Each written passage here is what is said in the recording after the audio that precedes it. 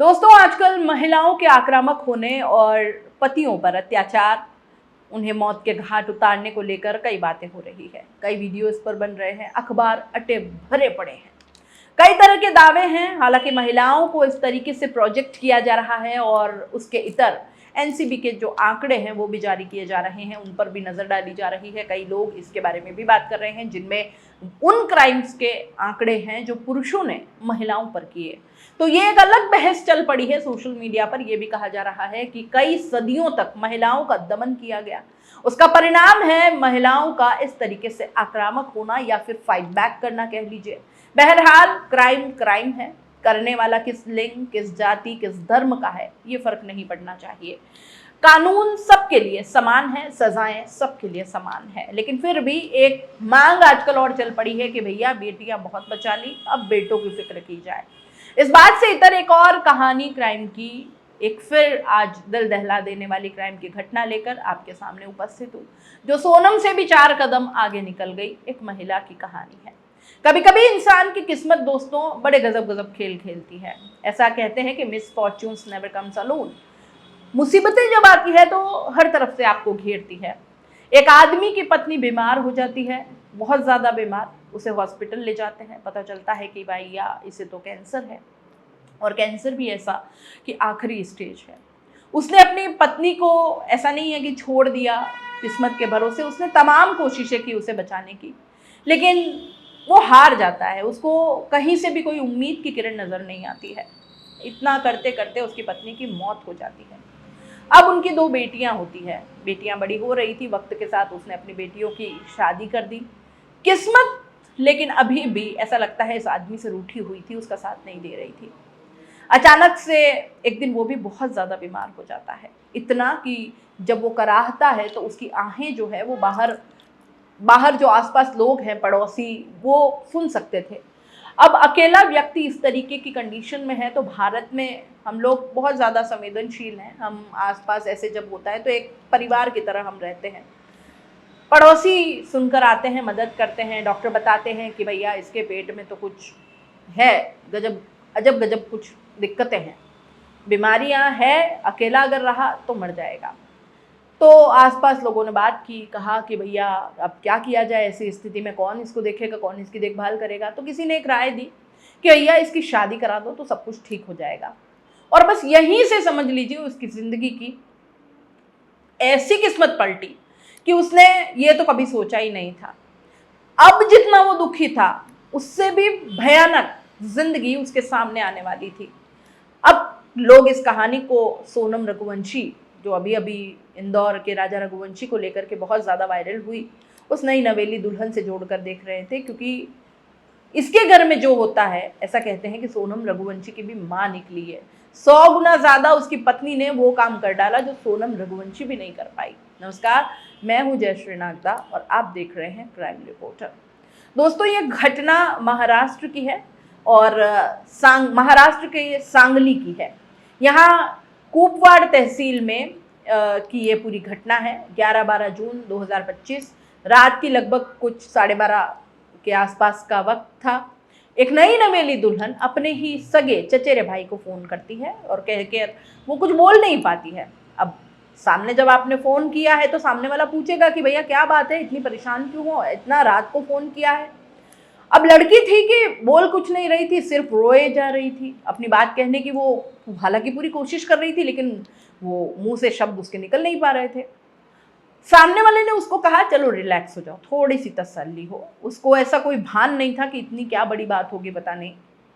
आखिरकार उसको रिलैक्स किया, बिल्कुल शांति से उसको वक्त दिया थोड़ा संभलने का, और फिर कहा कि चलो पहले एक बार एक काम करो, तुम पानी वानी पियो और फिर बताओ कि क्या हुआ है क्या नहीं।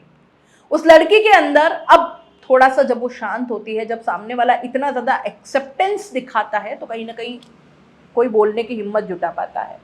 उस लड़की के अंदर, जो नई नवेली दुल्हन थी, उसके अंदर भी थोड़ी हिम्मत आती है और फिर वो अपने चचेरे भाई से कहती है कि मुझसे एक बहुत बड़ा पाप हो गया, बहुत बड़ी गलती हो गई। सामने वाला एकदम धक करके रह गया कि भैया ऐसी क्या गलती हो गई कि 12:30 बजे तुमने कॉल किया है और इस कंडीशन में हो कि तुम बोल तक नहीं पा रही हो। अब वो ये बात बताती है तो उसके भाई के पैरों तले ज़मीन खिसक जाती है। अब वो तुरंत से फ़ोन करता है, कुपवाड़ तहसील का एक थाना है और MIDC थाने में वो फ़ोन करता है, कहता है कि जितनी जल्दी हो सके आप तहसील कुपवाड़ का एक प्रकाश नगर है, यहाँ पर एक एकता कॉलोनी है, वहाँ पर पहुँचिए। पुलिस सूचना पाने के बाद रात में तुरंत मौके पर पहुँचती है।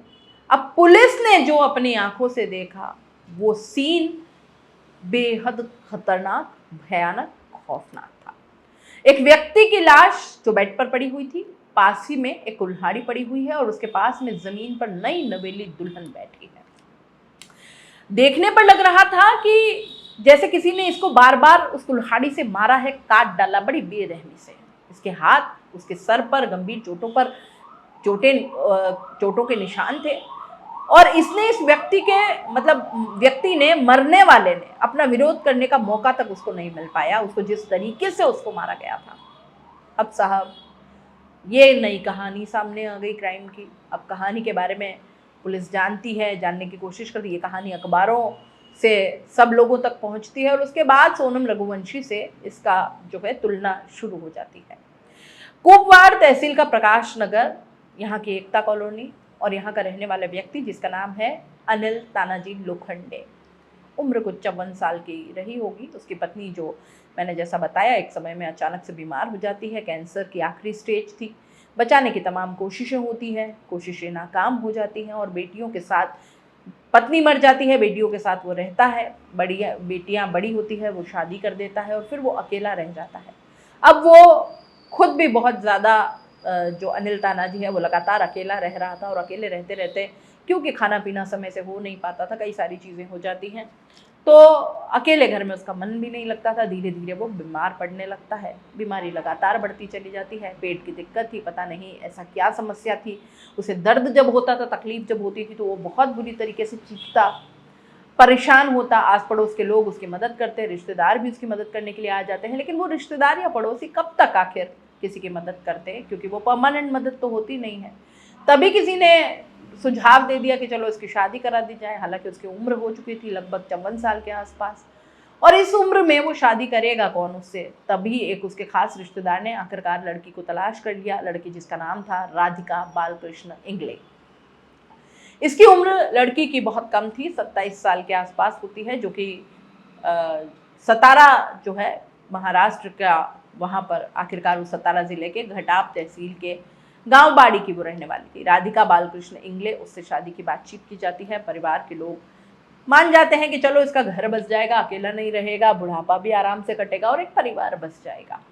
हैरान करने वाली बात यह थी दोस्तों कि लड़की की उम्र लगभग 27 साल, जिससे शादी हो रही है, उस दूल्हे की उम्र 54 साल, लगभग दुगने का अंतर। अब ऐसी स्थिति में हालांकि शादी तो हो जाती है, क्योंकि उस लड़की के लिए भी कोई अच्छे रिश्ते नहीं आ रहे थे या कोई मजबूरी हो गई। आखिरकार परिवार वाले तैयार हो जाते हैं। इसकी 17 मई 2025 को धूमधाम से परिवार वालों की सबकी सहमति के बाद आसपास के लोग भी जुटते हैं, शादी कर देते हैं। शादी के बाद आखिरकार जब नंबर आता है कि वैवाहिक बंधन में बंधने का, सुहाग रात मनाने का, 54 साल के उस व्यक्ति ने अपनी नई नवेली दुल्हन के पास जब जाने की कोशिश की, तो वो वहां तक, उस दरवाजे तक नहीं पहुंच पाता। पहले दिन की ये बात है, अगला दिन निकलता है, उसके बाद वो हिम्मत जुटाता है। उसी के संग के लोग, साथ के लोग बताते हैं कि भाई तुम्हें थोड़ी हिम्मत करने जानी चाहिए, तुम्हारी दुल्हन है, उससे मिलना चाहिए, बात करनी चाहिए, बातचीत करने की कोशिश करो, अपनी ज़िंदगी को थोड़ा आगे बढ़ाओ। दुल्हन भी थोड़ा परेशान थी, क्योंकि वो उसकी बेटी की उम्र की थी। जब उसकी बेटियां शादी में आती है तो वो अपनी ही उम्र की उसकी बेटियां देखती थी, वो खुद परेशान हो गई। आखिरकार उसने ये क्या फैसला लिया है, घर वालों ने इसके साथ आखिरकार ऐसा क्यों कर दिया। धीरे धीरे दिन इसी तरह से आगे बढ़ते हैं, लेकिन दोनों में से लड़की खासकर पीछे हटने लगती है और जो 54 साल का अनिल होता है, वो लगातार अपनी दुल्हन के करीब जाने की कोशिश कर रहा था। और इसी बात को देखते हुए जैसे वो दुल्हन के पास जाता, दुल्हन एकदम घबरा जाती, डर जाती, सहम जाती। वो विरोध करने की स्थिति में नहीं होती थी, लेकिन उसे दूर भागने की कोशिश जरूर करती थी। अनिल ने पहले दिन, दूसरे दिन, तीसरे दिन, कुछ दिन उसे दिए। इस तरह से लगातार दिन पर दिन बीतते चले जाते हैं। वो भी उसके पास जाने की लगातार कोशिश कर रहा था। अब यहाँ पर इन दोनों के बीच में मनमुटाव की स्थिति भी पैदा हो जाती है। 17 मई को शादी होती है, धीरे धीरे पूरी मई बीत जाती है। उसके बाद जून का महीना शुरू हो जाता है और ऐसे करते करते कई दिनों तक इन दोनों के बीच में मनमुटाव की स्थिति ही रहती है। 11 जून 2025 की वो रात थी जैसे ही खाना खाने के बाद ये सोने की तैयारी कर रहे थे, इसी बीच में फिर से अनिल ने उस राधिका के साथ सुहाग रात मनाने की कोशिश की, प्रयास किए करीब जाने के, लेकिन इन दोनों के बीच में जो दूरियां थी वो इतनी ज़्यादा थी, मनमुटाव इतना होता है, वो अलग चली जाती है, दूर जाती है। लेकिन अब तक बहुत देर हो चुकी थी, कहीं ना कहीं राधिका इसकी हरकतों को लेकर परेशान हो चुकी थी। उसे लगता था कि इसके पिता की उम्र का ये व्यक्ति है, उसके साथ उसे जो छूता है उसे बहुत ज़्यादा खराब लगता है। आखिरकार वो सोने चला जाता है। 11 जून 2025 की रात के लगभग 11:30 बजे के आसपास का वक्त होता है। इस बीच में वो कुल्हाड़ी का इंतजाम करती है और सोते हुए अनिल पर एक के बाद एक लगातार वार करने लगती है। उसका जो सर था, उस सर को टारगेट किया जाता है और लगातार उसके सर पर वार किए जा रहे थे। उसने हाथ से रोकने की कोशिश की, लेकिन तब तक उसके हाथ से कंट्रोल जा चुका था, बहुत देर हो गई। कई कुल्हाड़ियां ऐसी लग जाती है जिसकी वजह से उसकी घटना स्थल पर मौत हो जाती है। पुलिस जब इस व्यक्ति की डेड बॉडी को कब्जे में लेकर पोस्टमार्टम के लिए भेजती है, पूरे घटनाक्रम के आसपास के लोगों में बातचीत होती है, इस महिला से बातचीत होती है, पोस्टमार्टम की रिपोर्ट आती है। उसके बाद इस घटनाक्रम का खुलासा होता है और लोगों को यकीन ही नहीं हो रहा था कि जिस लड़की की शादी को अभी 3 सप्ताह का समय ही बीता, वो कत्ल कर देती है, और वो भी इतना निर्मम तरीके से। अब बाकी की जिंदगी उसकी सलाखों के पीछे गुजरेगी। वो व्यक्ति जिसकी पहली पत्नी होती है, अचानक से वो बीमार हो जाती है, बीमारी के बाद उसकी मौत होती है, और उस व्यक्ति की किस्मत लगातार आप देखिए कितनी खराब थी। फिर उसकी किस्मत कभी साथ नहीं देती। लेकिन इस दुल्हन के बारे में, दुल्हन की तुलना इंदौर के रहने वाली सोनम रघुवंशी से ज़रूर की जाने लगती है, जिसने अपने पति की महज 9वें दिन या 11वें दिन उसका कत्ल कर देती है। और उसके बाद पूरी दुनिया उस कहानी को जानने की उत्सुकता दिखाती है, कोशिश करती है कैसे उसे सोनम रघुवंशी ने अपने पति राजा रघुवंशी अपने ही प्रेमी और उसके दोस्तों के साथ मिलकर हत्या करवा दी थी। इस कहानी से हमें ये भी सोचने समझने की एक टॉपिक मिलता है कि उम्र का जो फासला है वो बहुत ज़्यादा होना कहीं ना कहीं वैवाहिक रिश्तों के बीच बहुत ज़्यादा कड़वाहट, मनमुटाव या फिर अलगाव की स्थिति पैदा करता है। इसको लेकर के भी सोचा जाना चाहिए। लड़की की आखिर ऐसी क्या मजबूरी होगी कि उसे ज़बरदस्ती इस वैवाहिक बंधन में बंधना पड़ा और बाद में जाकर उसने इतना भयानक क्रूर कदम उठाया। इस तरह की चीज़ों को अब समाज में खुले तौर पर बात करने योग्य टॉपिक बनाना होगा, इस पर खुलकर बात करनी होगी। लड़की की जो इच्छाएं हैं उन्हें ऐसा आपको माहौल देना होगा कि वो अपने दिल की बात अपने परिवार में रख पाए। वो शादी के लिए तैयार है, नहीं है। ज़बरदस्ती माता पिता कई बार देखे जाते हैं मोस्ट केसेस में कि ज़बरदस्ती इज्जत के चलते, सामाजिक बंधनों के चलते ज़बरदस्ती शादियां करवा दी जाती है और उसकी परिणति कुछ इस तरीके से आती है। हमेशा नहीं आती है, लेकिन फिर भी या तो अगर वो अपने इन सब से इतर अगर वो अपने मन मर्जी से शादी करती है तो ऑनर किलिंग्स जैसी चीज़ें आती हैं, और अगर कभी ज़बरदस्ती इस तरीके से शादी करवाई जाती है तो एक पूरी लाइन ऑफ केसेस, एक लिस्ट मिलेगी, एक फहरिस्त मिलेगी जिनमें इस तरह की शादियों के बहुत खौफनाक अंजाम सामने आए हैं। तो ये भी सोचने के लिए एक विचारणीय प्रश्न है कि कहीं ना कहीं अब शादी को लेकर के, जीवन साथी को चुनने को लेकर के उतनी छूट लड़कियों को, लड़कों को अब देनी होगी, और इतना खुला माहौल या इतना एक स्वस्थ एनवायरनमेंट आपको बनाना पड़ेगा परिवार में या आपस में कि आप से दिल की बात लड़कियां या लड़के जो भी वो कह पाएँ कि हमें शादी इससे करनी है, इससे नहीं करनी है। क्योंकि जीवन साथी चुनने का जो एक डिसीजन है वो बहुत बड़ा होता है। एक व्यक्ति को पूरी उम्र, अपनी बची पूरी उम्र, जो एक लंबी उम्र होती है, वो उस जीवन साथी के साथ बितानी होती है। वो उसके साथ मैच हो रहा है, नहीं हो रहा है, उससे वो उस तरीके का बॉन्ड शेयर कर पा रही है, नहीं कर पा रही है, ये तर्क, ये दलीलें अब हम नहीं दे सकते कि पुरखों ने भी इस तरह से किया था, पुराने ज़माने में भी ऐसा होता था, बन ही जाता था, निभ जाता। देखिए, ज़माने के साथ बहुत सारी चीज़ें बदलती हैं, और अगर इन चीज़ों में बदलाव किया जाता है तो हो सकता है कि इन केसेस में बहुत सारी कमी भी हमको देखने को मिले। एक सकारात्मक कदम हम अपने एक आम आदमी के तौर पर हम ये उठा सकते हैं। समाज में जागरूकता लाइए, अपने परिवार के अंदर खुलकर बात करिए, ज़बरदस्ती शादियां करवाना बंद करिए, मजबूरन शादियां करवाना बंद करिए, क्योंकि उसकी परिणति जो है वो बहुत ज़्यादा खौफनाक तरीके से सामने आती है। आप इस पूरी कहानी को लेकर क्या सोचते हैं, अपनी राय कमेंट बॉक्स में लिख दीजिए। जाते जाते चैनल को लाइक, शेयर और सब्सक्राइब जरूर कर दीजिए। नमस्कार।